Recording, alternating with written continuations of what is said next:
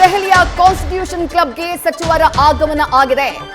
ಈಗಾಗಲೇ ಕಾಕ್ರೋಚ್ ಪಾರ್ಟಿಯ ನಿಯೋಗ ಆಗಮಿಸಿದೆ. ಕೇಂದ್ರ ಸಚಿವರಾಗಿರುವಂತಹ ಜೆಪಿ ನಡ್ಡಾ ಹಾಗೆ ಜಿತೇಂದ್ರ ಸಿಂಗ್ ಇಬ್ಬರೂ ಕೂಡ ಆಗಮಿಸಿದ್ದಾರೆ.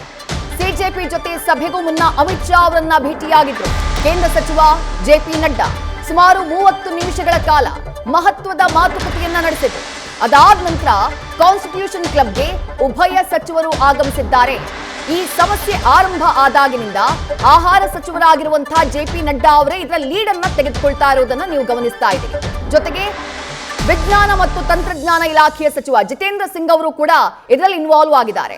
ಈಗ ಇವರಿಬ್ಬರೇ ವಿದ್ಯಾರ್ಥಿಗಳ ನಿಯೋಗದ ಜೊತೆ ಮಾತುಕತೆಯನ್ನ ನಡೆಸಲಿದ್ದಾರೆ. ಗಮನಿಸ್ತಾ ಇದ್ದೀರಿ, ಅಶುತೋಷ್ ರಂಕಾ ಹಾಗೆಯೇ ಸೌರವ್ ದಾಸ್ ಕಾಕ್ರೋಚ್ ಪಾರ್ಟಿಯ ನಿಯೋಗದಲ್ಲಿ ಈ ಇಬ್ಬರೂ ನಾಯಕರಿದ್ದಾರೆ. ಎಲ್ಲರೂ ಕೂಡ ಈಗಾಗಲೇ ಕಾನ್ಸ್ಟಿಟ್ಯೂಷನ್ ಕ್ಲಬ್ಗೆ ಆಗಮಿಸಿಯಾಗಿದೆ. ಅದರ ಜೊತೆಗೆ ಸಚಿವರುಗಳ ಆಗಮನ ಆಗಿದೆ. ಜೆಪಿ ನಡ್ಡಾ ಹಾಗೆಯೇ ಜಿತೇಂದ್ರ ಸಿಂಗ್ ಅವರು ಆಗಮಿಸಿದ್ದಾರೆ. ಬಟ್ ಜೆಪಿ ನಡ್ಡಾ ಅವರು ಕಾನ್ಸ್ಟಿಟ್ಯೂಷನ್ ಕ್ಲಬ್ಗೆ ಬರೋದಕ್ಕಿಂತ ಮುಂಚೆ ಗೃಹ ಸಚಿವರಾಗಿರುವಂತಹ ಅಮಿತ್ ಶಾ ಅವರನ್ನ ಭೇಟಿಯಾಗಿದ್ರು. ಸುಮಾರು 30 ನಿಮಿಷಗಳ ಕಾಲ ಮಾತುಕತೆ ನಡೆಸಿದ್ರು. ಅಂದ್ರೆ ಚರ್ಚೆಯ ಸಂದರ್ಭದಲ್ಲಿ ಕೇಂದ್ರ ಸರ್ಕಾರದ ನಿಲುವು ಏನಾಗಿರ್ಬೇಕು, ವಿದ್ಯಾರ್ಥಿಗಳ ಬೇಡಿಕೆಗೆ ಯಾವ ರೀತಿಯಾಗಿ ಪ್ರತಿಕ್ರಿಯೆಯನ್ನ ಕೊಡಬೇಕು, ಅಥವಾ ಅವರನ್ನ ಮನವೊಲಿಸುವಂತಹ ಪ್ರಯತ್ನ ಏನಾಗಿರಬೇಕು, ಇದೆಲ್ಲ ವಿಚಾರಕ್ಕೆ ಸಂಬಂಧಪಟ್ಟ ಹಾಗೆ ಮಾತುಕತೆಯನ್ನ ನಡೆಸಿರುವಂತಹ ಸಾಧ್ಯತೆ ಇದೆ. ವಿದ್ಯಾರ್ಥಿಗಳ ಬೇಡಿಕೆ ಏನು? ಫಸ್ಟ್ ಅಂಡ್ ಫಾರ್ಮೋಸ್ಟ್ ಬೇಡಿಕೆ ಧರ್ಮೇಂದ್ರ ಪ್ರಧಾನ್ ಅವರು ರಾಜೀನಾಮೆಯನ್ನ ಕೊಡಬೇಕು. ಜೊತೆಗೆ ನೀಟ್ ವಿಚಾರವಾಗಿ ಆತ್ಮಹತ್ಯೆ ಮಾಡಿಕೊಂಡ್ರಲ್ಲ 21ರಿಂದ 24 ಜನ ವಿದ್ಯಾರ್ಥಿಗಳು, ಅವರಿಗೆ ತಲಾ 1 ಕೋಟಿಯಷ್ಟು ಪರಿಹಾರವನ್ನ ಕೊಡಬೇಕು.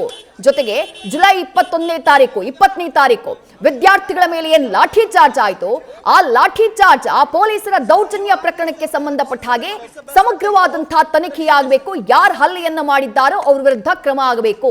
ಈ ರೀತಿಯಾದಂತಹ 4-5 ಬೇಡಿಕೆಗಳಿದ್ದಾವೆ ವಿದ್ಯಾರ್ಥಿಗಳದ್ದು. ಅದನ್ನೇ ಕೇಂದ್ರ ಸರ್ಕಾರದ ಮುಂದಿಡುವಂತಹ ಸಾಧ್ಯತೆ ಇದೆ.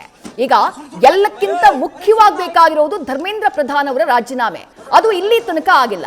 ಖುದ್ದು ಪ್ರಧಾನಿ ನರೇಂದ್ರ ಮೋದಿ ಅವರೇ ಸೆಲ್ಫಿ ವಿಡಿಯೋ ಮಾಡಿ ವಿದ್ಯಾರ್ಥಿಗಳ ಹಿತ ಕಾಯುವುದಕ್ಕೆ ನಾವು ಬದ್ಧ ಅನ್ನುವಂತ ಮಾತನ್ನ ಹೇಳಿದ್ದಾರೆ ಹೊರತು ತಮ್ಮ ಸಂಪುಟದ ಸಚಿವರ ರಾಜೀನಾಮೆಯನ್ನ ಪಡೆಯುತ್ತೀವಿ ಅನ್ನುವಂತಹ ಘೋಷಣೆಯನ್ನ ಮಾಡಿಲ್ಲ.